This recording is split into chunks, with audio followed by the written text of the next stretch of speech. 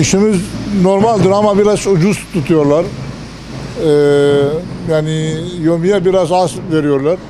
Hem kış hem de hem de yazda çalışıyoruz. Kendi çocuklarımız rızkı için Allah'ın izniyle çalışıyoruz. Geçiniyoruz yani. 8 tane çocuğum var. Çalışan yalnız benim. Bazılardan çocuklar çalışıyor, bazılardan üniversite okuyorlar. Kirada değilim elhamdülillah ama maddi durumun iyi değil yani. Yaklaşık haya 1 sal az ayşe divar dikim. Havin şwa ya ma 1 sal bersiye ya kalıpçıya ya demirciye ya ma daha zor tıra. Normalde çileci yani haya roji am şoğlun. Ko imkan heba haya cemet ne kadar ardı. Haya yani normalde yani cemet o harca zarar ne da harcı am divar letkin. Bu inanı zor ki ham şoğlun emri Xudaya ji beş xarab şoğlun.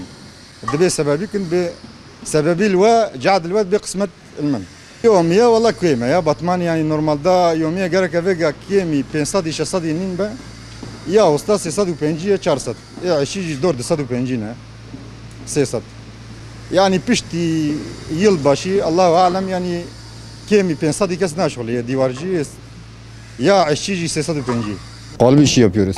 10 yıldır bu işi yapıyoruz. Yazın sıcakta çalışıyoruz, kışın soğukta çalışıyoruz.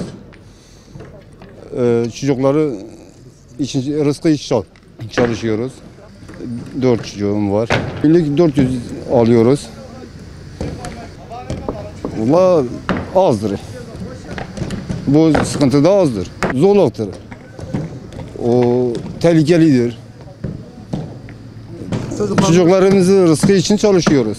تعشش شبكة السريش حتى بنجام بايدوست كان وإشي ما تدبينا شو تهلكة يا أم قالب يشيت كان وإشي ما تدبينا تهلكة ويزحفة حافينش قرمة زبست تشلاجيس تدبينا صارما يا في زولق هم جبونا رزق زاروكي خال بدرينا يوميا 350 400 ويجي برد عم دستين ويوميا كيما ما أب إيش يوميا قهوة قاسة ما دخوست يوميا زيادة بوا هم كريد أنا داتيرين هكذا زاروكي متشن ميتا بيت 4 زاروكي متشن ميتا بيت حرت زاروكي معنا